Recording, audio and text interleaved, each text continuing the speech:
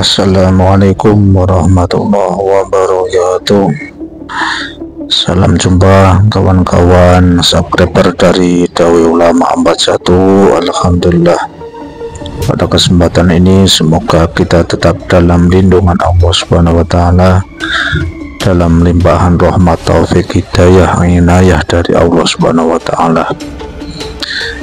Kawan-kawan, pada kesempatan ini kami akan membahas tentang akik galih kilor.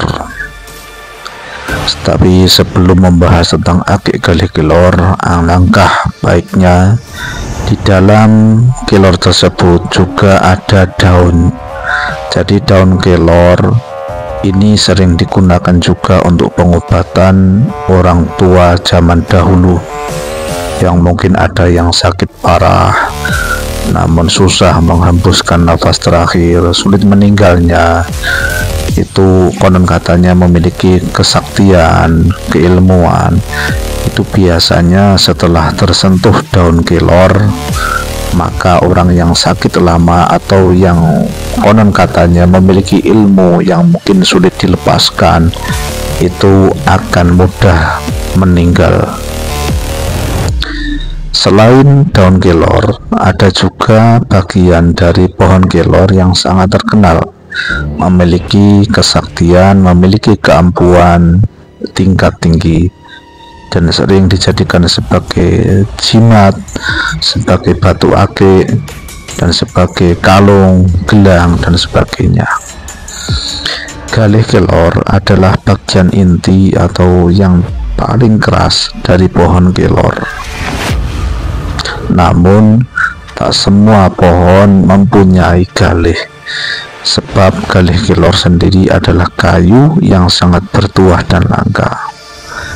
Terutama galih kelor yang sudah menjadi fosil atau yang sudah membatu, itu biasanya umurnya beratus-ratus tahun baru bisa menjadi fosil. Sejak zaman dulu, batu akik galih kelor dikenal sebagai benda bertuah yang memiliki banyak kesaktian, khasiat, dan manfaat.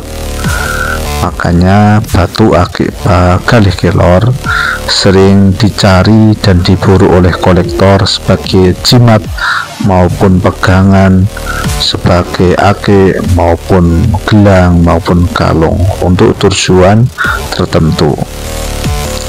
Nah, di dalam ciri-ciri batu akik galih kelor yang asli, jika ditempelkan pada luka gigitan binatang yang memiliki racun atau bisa, maka akan secara ajaib benda ini akan menempel pada luka.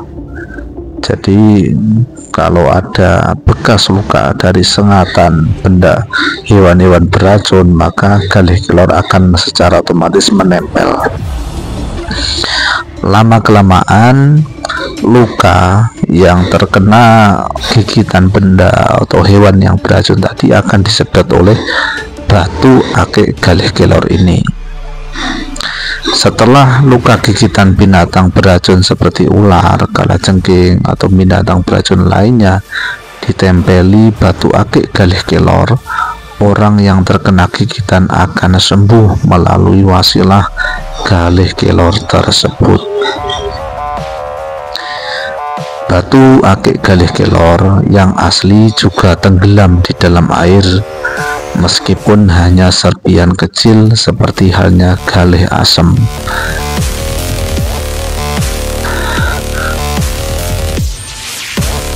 Manfaat lain dari kayu galih kelor adalah yang pertama, untuk sarana mahabbah atau pengasihan.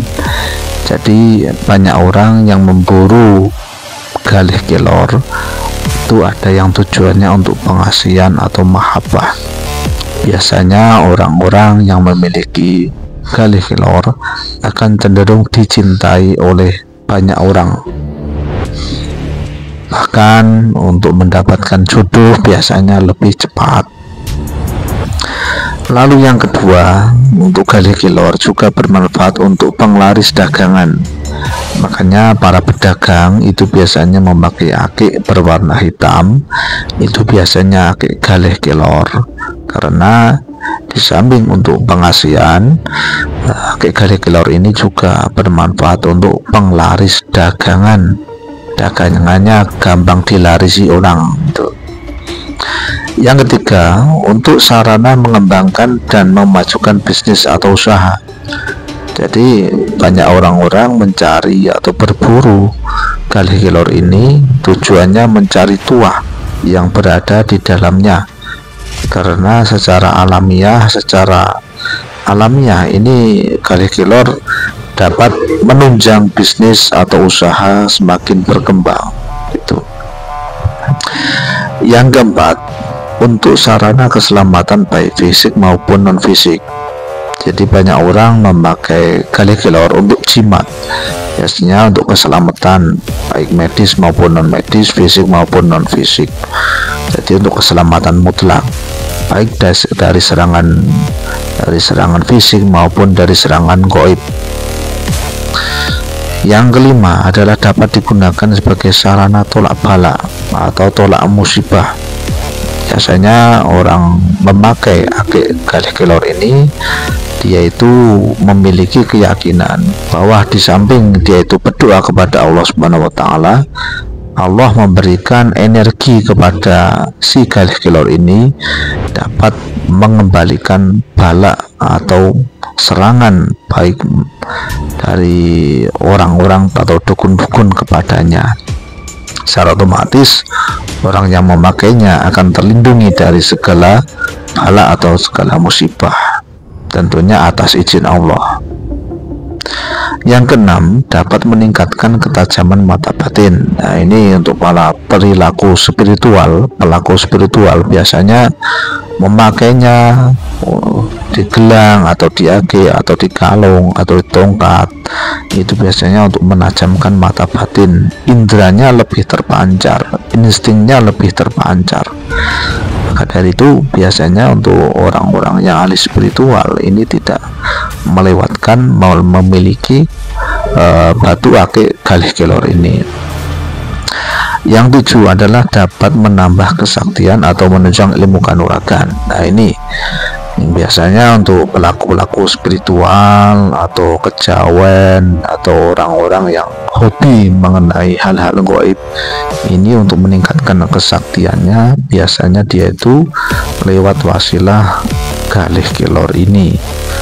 Nah, makanya biasanya ada orang-orang dukun-dukun atau ahli spiritual itu biasanya memakai akik atau gelang atau kalung berwarna hitam.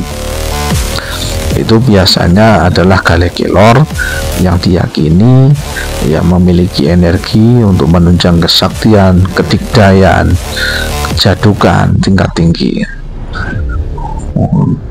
Tetapi dari semua manfaat itu kembali lagi kepada Allah Subhanahu wa Ta'ala yang memberikan semuanya itu.